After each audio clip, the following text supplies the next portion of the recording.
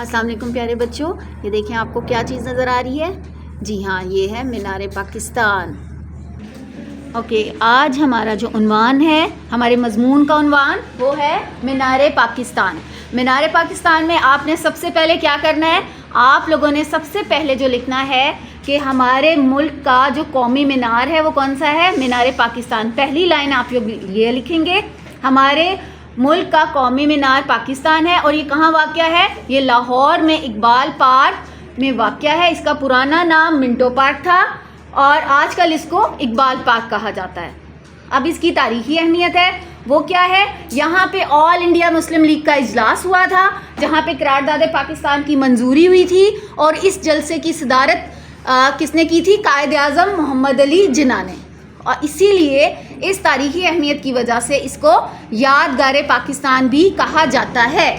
اس کی تعمیر کا آغاز، اچھا بچوں، آپ کا یہ پہلا پیراگراف یہاں پہ فنش ہو گیا۔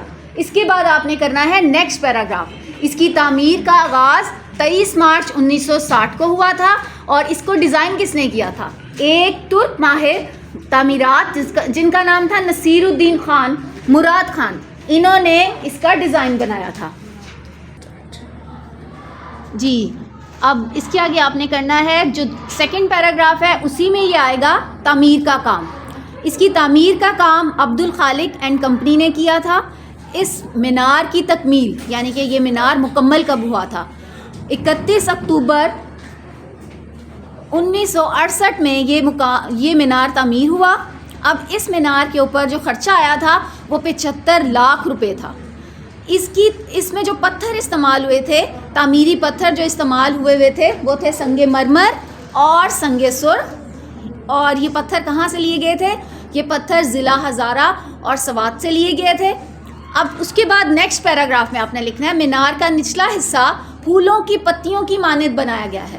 ٹھیک ہے، جب اس مینار کو آپ دور سے دیکھتے ہیں تو آپ کو ایسا لگتا ہے کہ نیچے پھول کی پتیاں ہیں، اور اس کی مینار کی جو اندرونی دیواریں ہیں وہاں پہ قائد اعظم اور علامہ اقبال کے اقوال لکھے گئے ہیں، اور پاکستان کی مختصر تاریخ، جیسے مختلف تصویروں کے ذریعے بتایا گیا ہے کہ جب پاکستان بنا تھا تو اس وقت کیا کیا حالات تھے۔ مختلف تصویریں ہیں قائد اعظم کی، علامہ اقبال کی، مختلف تصویریں وہاں پہ بنائی گئی ہیں۔